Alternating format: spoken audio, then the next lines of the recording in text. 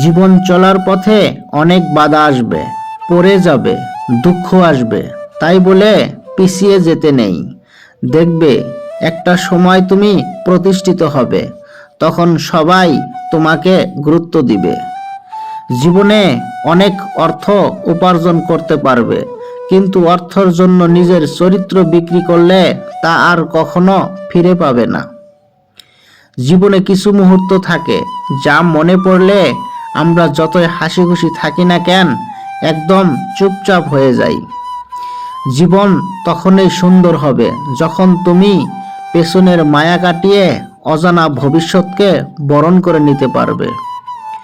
জীবনে ভালো কিছু পেতে গেলে বা ভালো কিছু করতে হলে আপনাকে বাড়ি থেকে বের হতেই হবে।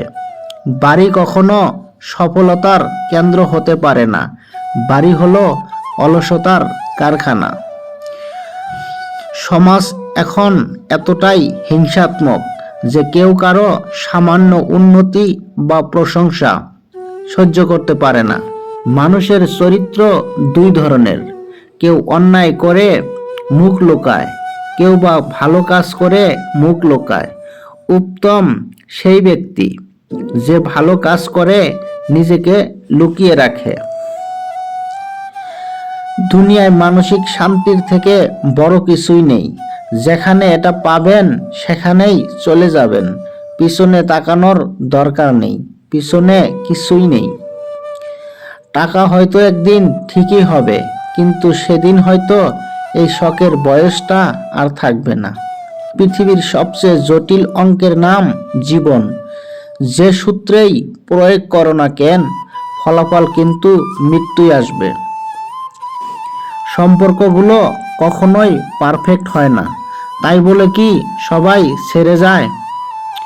যারা সম্পর্কর পূর্ণতা চায় তারা সব কিছু মানিয়ে নিয়ে থেকে যায়।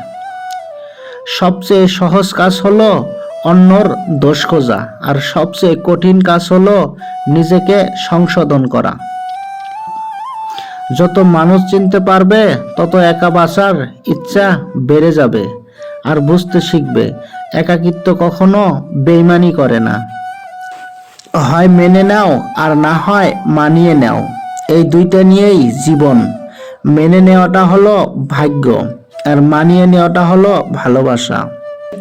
আমাদের চেষ্টা করা উচিত জীবনের প্রতিটা সময় সবার সাথে খুব ভালো করে কাটাতে, কারণ আমরা জানি আমরা সারা জীবন বাঁচবো না, কিন্তু আমার স্মৃতিগুলো সারা জীবন মানুষের মধ্যে বেঁচে থাকবে।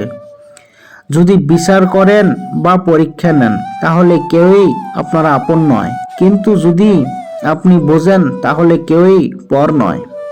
ভালো থেকো, সুস্থ থেকো, ধন্যবাদ।